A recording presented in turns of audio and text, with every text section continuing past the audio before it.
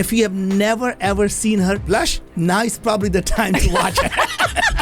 Okay, so he's going to make me blush. Apparently, this is always good news when it's coming from a man in this world today. Hold on, his wife is here. Do not worry. So how do I turn this thing off? I don't even know. Welcome to another episode of Moonshots. As you know, every week we bring in amazing guests, give you their moonshots, but more than that, they give you the wisdom and the tools for you to be able to find your moonshot and make your moonshot come true. This week is an absolute special week for me.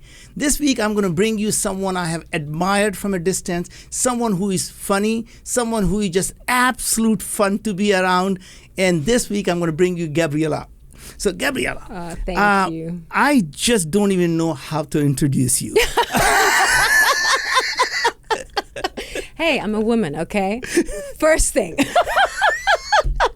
So Gabriella Wright, yes. Ladies and gentlemen, Gabriella Wright. So Gabriella, all the things, you have an unbelievable resume. If I start reading it for the next 30 minutes, I'm going to be talking about it, right? But the fact is, you are an amazing woman. Thank you. What is your moonshot? What is my moonshot?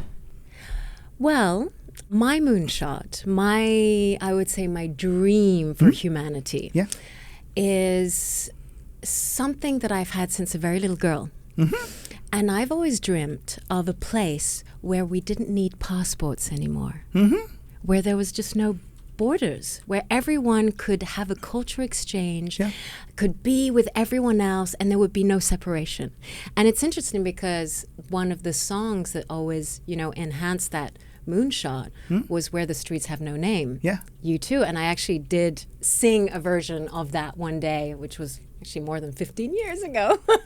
But it was because it meant so much to me. Where the countries have no names. Yeah, where countries have no names, where even, the roads have no names, where we have no identities anymore, in the sense that we're not confining ourselves into an imposed reality of the country or the religion or the philosophy that we've been brought up in. So we're really breaking out of our conditioned mind. So obviously, I'd like to visit the moon, physically. And no passport. There are no passports. Exactly. We don't need a moon passport. No. We don't even need a visa to get to the moon. Oh, God, no. And by the way, you can go to Mars and you can go to Pluto. You can go to anywhere in the universe. That's interesting. So your dream has already come true. So if you just leave Earth, the whole universe is already manifested your dream with no passports. Oh, my God. You see, I definitely was born on the wrong planet. But here's the beauty. Okay. It doesn't matter what planet you're born in. It is a matter of where you end up living. I see. Right. Okay. So with that, Gabriella, I'm going to bring everyone to the secret that we have had shared, right? We met at an amazing event, Sages and Scientists with Deepak Chopra. Yes. And as luck would have it, we ended up sharing a dinner table. Yes, we did. Right. We were, all sitting there. We are all sitting there, right? That's how we share dinner table. That's why it's called dinner table, right? We were all sitting on a table. And I had no idea who you were. And we just started have this conversation. And something that I still have this wonderful memory of is your first movie. Of course you're going to bring it up. Yes. And this first movie, and for whatever reasons, I could never understand what that movie was. I know. So I thought it was a $1 carrot. No, it's not a $1 carrot, okay? And I thought it was a diamond carrot. Oh, that would have been nice. A diamond carrot. Yeah. No, it was a $1 curry. It was the first French-Indian co-production ever to be produced as such, and I think the Indian co-producers were ZTV, and it was an Indian-French director, and I was playing a French apprentice journalist. I was 20 years old, so this was my first film, and so I was welcoming all the refugees into Paris, and I was helping them get some papers, and then I fell in love, and then obviously the person who I fell in love with had already a wife in India, and so there were all these things going on. Where are you going with that? Nothing at all. I'm just saying that was part of the cultural exchange between France and India at that time through that script. But I think your memory of my first film is more enchanting, to be honest.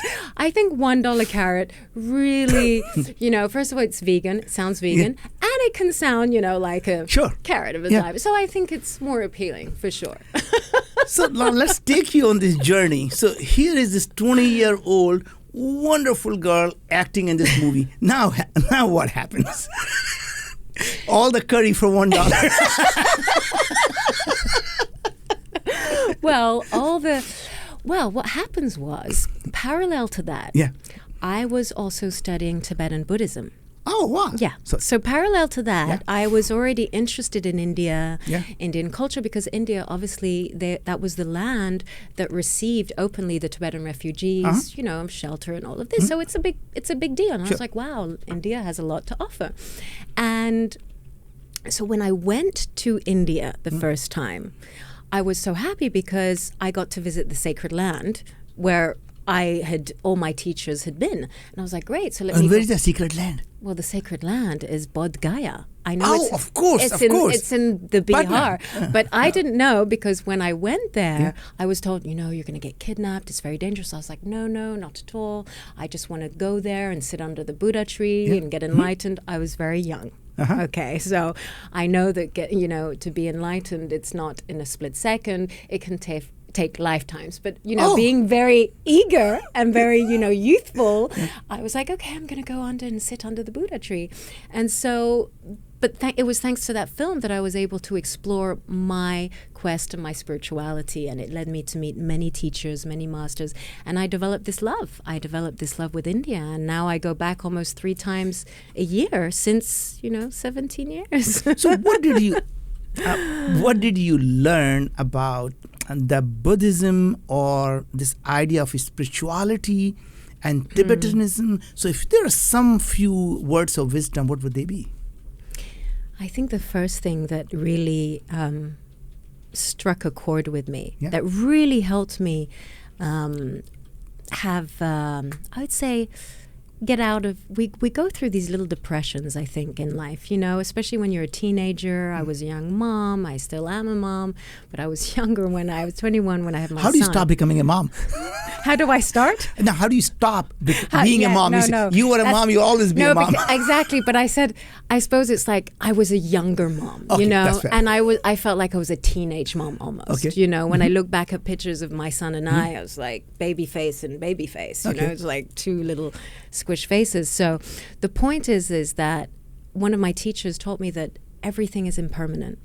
And I was like, wow, that's interesting. And I started to observe how things are actually impermanent. If we were to look at a tree and look at the shape of this leaf, we think from afar that they're all the same, but they're actually not. They're not, And they fall at different times, and you cannot program that. You cannot program when a leaf will fall from the tree. And we cannot program when we will pass away, physically, when our bodies will not be there anymore. And we cannot program when there will be a tsunami or not. And we cannot, there's all these things that, despite program, our science. Predict or program?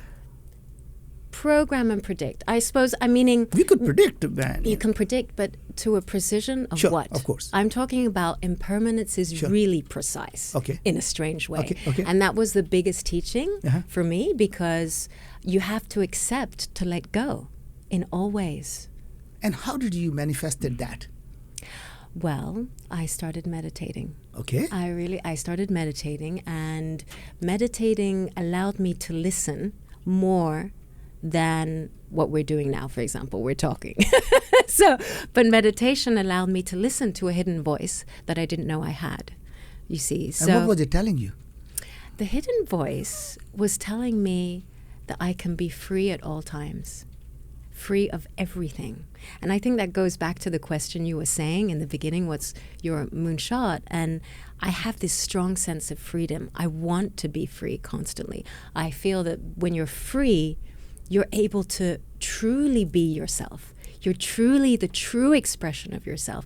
You can be who you've always wanted to be, but we have to be free. We have to acknowledge freedom. We have to feel freedom. And meditation allows me daily to experience an inner freedom that sometimes I can communicate through my art form, through my communication, through my beingness with other people, through my listening and my caring. Because ultimately listening and freedom is inhibited love. It's unconditional love that is not expecting an exchange, that is just truly being in its whole entirety. So what is it that people feel that they are slave to, or they're tied to, or somehow they feel they're shackled to, that they don't feel that freedom? What is holding them back? And what would that freedom look like? Like these birds flying? I mean, is that what the freedom is? It's beautiful, but I think you're right. I mean, the image of birds flying is literally, we're flying. We're unwrapping our wings, and when we unwrap our wings, that means that we're ready to let go instantaneously. And I think the fact that we don't do that is because we have a lot of fear, and fear that's been transmitted through us, whether it's through our emotional memories, whether it's from trauma, whether it's childhood trauma, adult trauma, collective trauma, society impositions, the fact that there's scarcity mindsets as well, single mothers, all of the, if we look at life, and if we see that people are not living their freedom, it's because fear has dominated their existence. And fear has become a theme that they cannot break out of. So here you are. You're saying that you found this freedom, and that has just made you this wonderful person, right? And that's one, that's really... maybe, yes. No, but the point is, the reason everyone loves being around you is that you have this amazing side of you. That is just innocence, right? There's the thing that you just full of energy, the full of love, the full of this. I love it. See, that's what I meant blushing. Yes, oh my God, you made me blush. So, but the point I was trying to make was that, what was it that was holding you back, that you said, I felt the weight just disappear? So what was holding you down? Okay. And what was that trauma that was holding you down that you say, I'm going to just let go and fly? Okay. So it's a very good question, because I think a lot of people can relate to it in many different ways. So it was just before I turned 18, first of all, I had an amazing childhood. My childhood was like, my parents are incredible beings. Tell me more about them. My father's an artist, and my mother trained as a scientist, marine biologist. Oh, wonderful. So really, the two worlds. I was not allowed to watch TV unless I was watching David Attenborough. And David Attenborough, sure. You go into the depth of this world and the depth of wildlife and understanding ecosystems and, all of this beautiful world that exists with its own principles, And I was brought up in a way where we believe that everyone can do good and is good inherently. So I never had an ounce of fear when it comes to meeting strangers. I just never thought that anyone would be bad. Yeah. And not that you can, even today, 20 years later, I can't say that everyone is bad. You can't say that. Sure. That's it. Inherently, people are good. Exactly, inherently that. So what happened is that I had a stalker when I was at school, when I was at acting school. So I had graduated already in economics, and then I went into acting school. And this stalker was quite trying to be nice with me, and I just thought that, great, he's nice. I didn't think anything else. And then he wanted to take me home from my school, outside my school.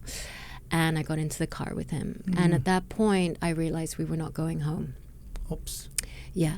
So when we didn't get home, or when I didn't go home, I obviously, you know, I'm not going to get into graphical Sure. analogy here, but there was obviously, you know, abuse and, you know, some form Sure. of violation, Yeah. sexual violation that God. I had never really even imagined Yeah, yeah. that had existed. Yep. So at that point, I realized that, okay, that occurred. I managed to go home. I escaped. I left the country because I thought that my pain would be geographically, located. Mm-hmm. Then I realized that, wow, that is not geographically located because my pain is still somewhere in my awareness, but where is the root of it? Mm-hmm. The root happened in the past, Yes. but it is still echoing in my presence. Yeah.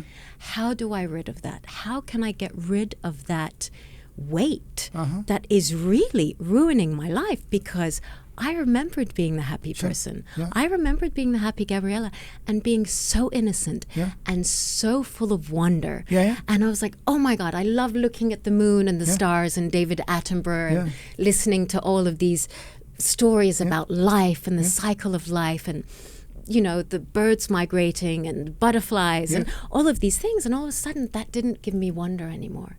And I wanted to go back to that wonder. And I was like, I refuse to live my life as a miserable person because I'm miserable right now and I do not want to be miserable. So I made a choice to find a solution. And how did you do that? Well, the solution is that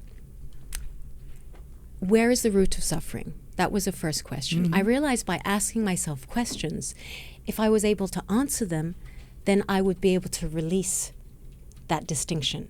You know, we often find if we have a problem, you've probably noticed this in your life, if you have a problem, sometimes if you can't distinguish, if you can't put words of it, it's like a heavy cloud or something that's there and you don't know, and then all of a sudden you're able to distinguish it. The clarity. And then it disappears. Yep. And then you're like, oh wow, doesn't exist anymore. So I realized I had to do the same thing with what had happened, except what I didn't know was how do I get rid of these gray areas in my mind. And so I went to New Zealand, and I was staying, my grandparents actually had a house there, and it was very sweet of them to allow me to be there because I needed to be on the other side of the earth, literally to undergo this investigation. And through the mail, the local Gazette, there was a little, free newspaper, and it says, "Free your mind, body, and spirit." And I was like, oh my God. That's it. That's it. Yeah. That's it. That's freedom. Yeah. I know I need to be free. I know my body, obviously there's no injuries, there's no nothing anymore, but it needs to be free. My mind, I don't know what that is. And spirit, I have no idea. Because I was brought up as a Catholic, and we don't really talk about spirit. Sure. I mean, we talk about the Holy Spirit, but you don't, at least for me, I didn't get the education of diving into really what that was. It was more Sunday school, and it was more something we had to go to for Easter, you know, so we could get chocolate after. Sure.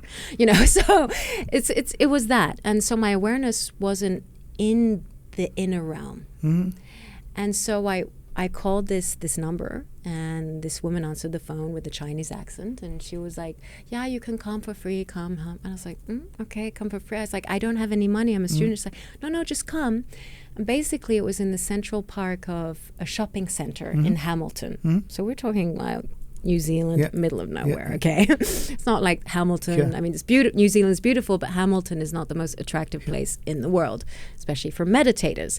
So anyway, it turns out that this Chinese man was meditating there, and I didn't know he was meditating, and he asked me to sit next to him, and I sat next to him, and I just closed my eyes, and in the beginning, I was just really wondering what I was doing. I was too many thoughts. I was very distracted. I was scared that men were looking at me because we were in a public space. So, I had all of these self-questions and self-doubts and questions that really anyone probably has. But I decided to go every day, and I went every day. And he didn't speak English. I don't speak Chinese still today. Maybe he speaks English today. but the truth is, every day I was going, and I just slowly started to realize that my thoughts were how to say that they were disintegrating. There was none of these negative recurring patterns that were occurring. Like all of a sudden, I started hearing almost a deep listening of the blood going through my veins after a while. And this is with no real training other than just copying this man sitting down. He didn't teach me, breathing. It was none of that. It was really by pure mimicking that I was able to access an inner freedom that then allowed me to realize what had happened and just realize, like, wow, we can be free if we truly listen to this expansion that we have. We're not just this body. We're not just, this brain that's encapsulated in this, this framework. But I didn't know that. You're lucky you're from India, so I'm presuming. No, but listen, the truth is I'm presuming you've had all these amazing, teachings, and you've been brought up a certain way that I didn't have that access. I'm a brown guy. I must be spiritual. I must be smart. Exactly. And I must be a computer programmer. Oh, yeah. And you must be a genius, and you must levitate at night. Yeah, exactly. I'm sure there's things that going on.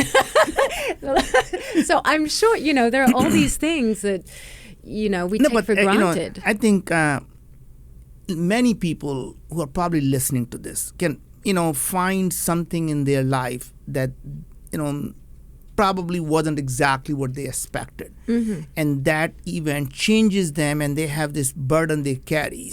So the number one thing, if I can rephrase what you just said, was understanding what is it that actually creating these negative thoughts. So once you have clarity of what exactly is keeping you from being this free bird where you can just be endless possibilities, is because if you can understand with clarity of what's happening, and then using some type of a mental mindset through meditation or other mechanism to essentially disintegrate these negative thoughts so disappear, and then you can bring back that smiling, innocent Gabriella one more time, right? So, this meditation thing is such a, thing people start to believe that, oh my God, maybe there are people who can, but I just don't know how to do it. I can never sit alone. I can never sit with my eyes closed. I'm always thinking about 5,000 things that I need to be doing. Why am I wasting my time? What do you say to them, and what do you do? Well, I always say that, first of all, we're never wasting time because time doesn't exist. Okay, so first of all, number one. And you're not here because space doesn't exist. Exactly. We understand what we're talking about. Okay, so we're non-dualists here. Yes. We'll explain that in another podcast.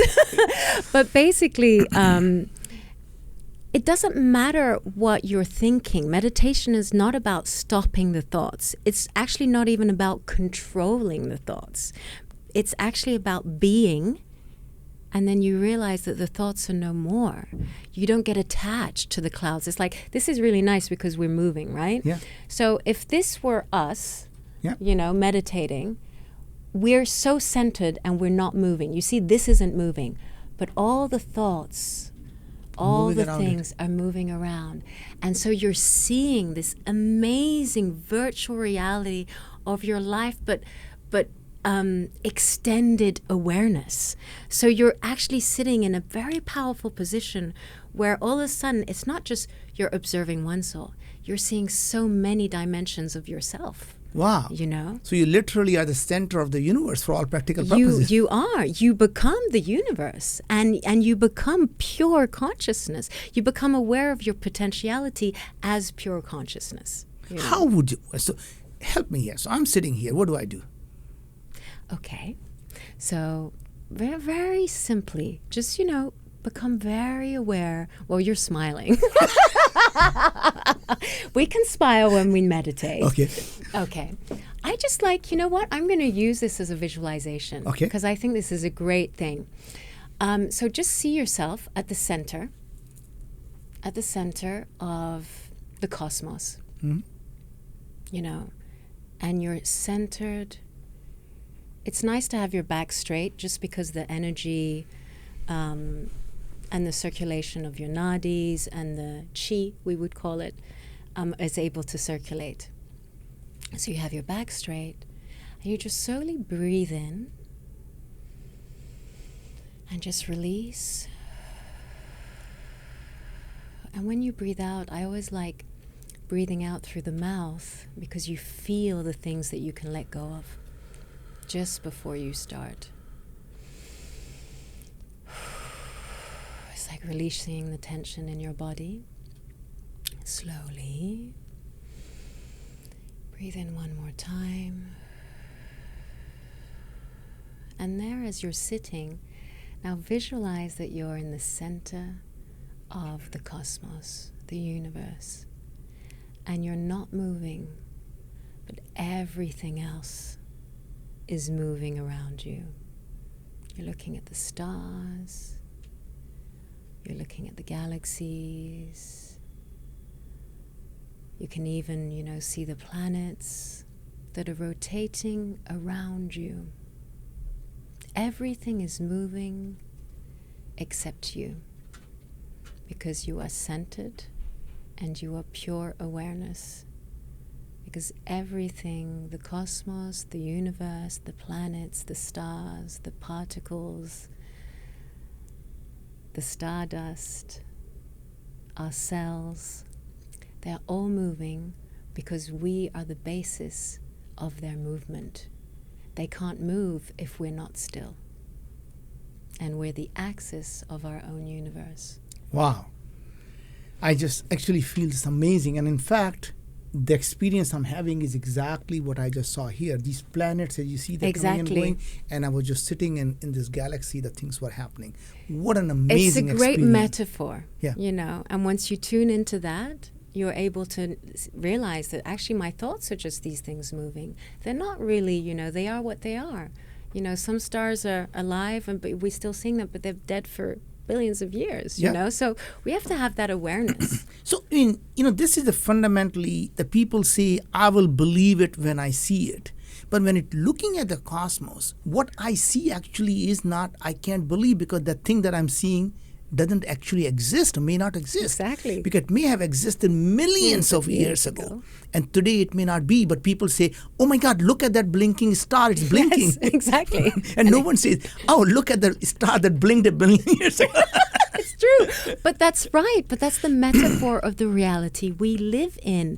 We think that what we see is reality, but actually it's the behind the scenes that's reality. So here's what I'm going to ask you. I think we have barely scratched the surface here, right?